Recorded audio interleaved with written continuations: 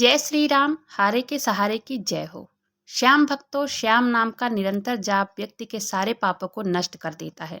बहुत सारे लोग बाबा के नाम का जाप करते हैं, लेकिन उनको प्रभु के दर्शन नहीं हो पाते। ऐसा क्यों? ये सारे सवाल बहुत सारे लोगों के मन में होता होगा, लेकिन इसमें ज़्यादा कुछ नहीं करना है। बस भाव और विश्वास के साथ प्रभु के पावन नाम का जप करना है। बाबा प्रसन्न सिर्फ भाव से होते हैं, विश्वास से होते हैं। यदि बाबा के ऊपर विश्वास करके भाव के साथ बाबा के नाम का जप करोगे तो आप बाबा श्याम के और भी करीब हो जाओगे।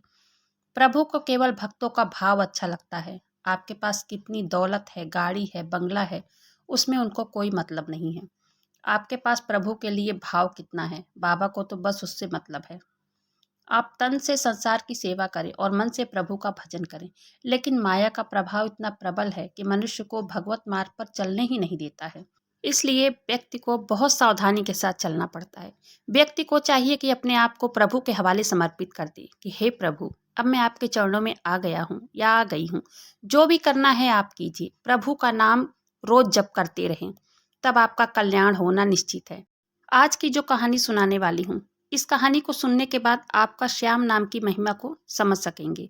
यह कहानी मुंबई के रहने वाले सुरेश की है। इस कलयुग में हर एक व्यक्ति परेशान है। एक भी व्यक्ति ऐसा नहीं है जो सुखी है, लेकिन प्रभु के पावन नाम का जाप करने से उनके अंधेरे जीवन में भी उजाला हो रहा है। ये सच है कि असंभव को भी संभव करने की क्षमता केवल नाम जप में ही है। मेरी कुंडली में भी जो दोष था, उसको भी नाम जप ने नष्ट कर दिया। नाम जप से बड़ा कुछ भी नहीं है। नाम जप सब कुछ कर सकता है, बस अपने विश्वास को बढ़ाकर नाम जप करने की ही तो जरूरत है। आज मैं अपने नाम जप के अनुभव को सभी भक्तों के साथ शेयर कर रहा हूँ। मैं बिजनेस करता हूँ। मेरे परिवार में मेरे बच्चे और मेरी पत्नी है।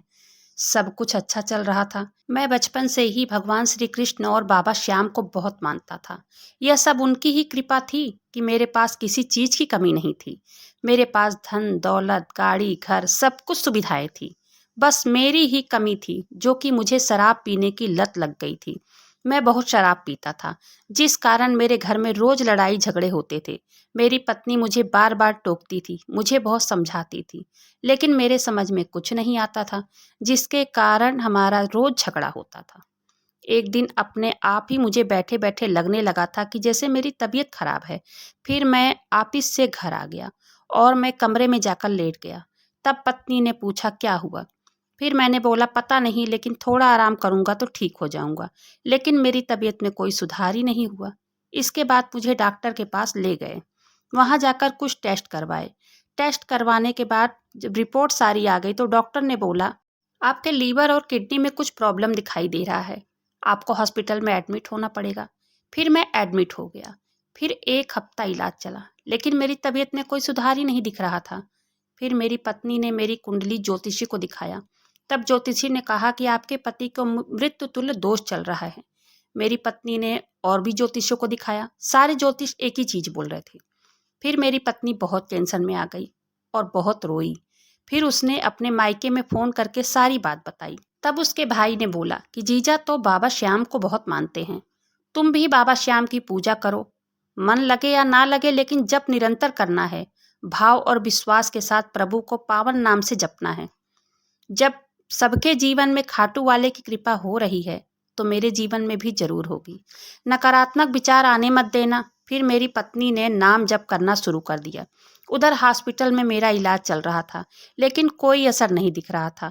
लेकिन मेरी पत्नी ने नाम जप करना नहीं छोड़ा और 20 दिनों के बाद दवा मुझे असर करने लग गई। धीरे धीरे करके मेरी तबीयत में सुधार आने लगा। 1 महीने के बाद में डॉक्टर ने मुझे छुट्टी दे दी। घर पर आने के बाद दवाइयाँ लगातार चल रही थी। मेरी पत्नी का जाप चल रहा था। 2.5 महीने के बाद सब कुछ ठीक हो गया। मेरी पत्नी ने मुझसे कहा ये सब खाटू वाले बाबा के नाम का चमत्कार है, जिसको करने के बाद आप ठीक हो गए हो। नाम जप से कुंडली के दोष भी खत्म हो गए। मेरी कोई सांसारिक इच्छा नहीं थी, बस मेरे मन में प्रभु को पाने की चाहत पैदा हो गई। मैंने भी नाम जप करना शुरू कर दिया। निरंतर नाम जप करते रहो, प्रभु की कृपा जरूर होगी। ये कहानी यहीं पर समाप्त होती है दोस्तों। अगर ये सत्य कहानी पसंद आई हो तो वीडियो को लाइक कीजिएगा, चैनल को सब्सक्राइब जरूर से कीजिएगा। कमेंट बॉक्स में जय श्री श्याम जरूर से लिखिएगा। तो चलिए मिलते हैं किसी और वीडियो में, तब तक के लिए जय श्री श्याम।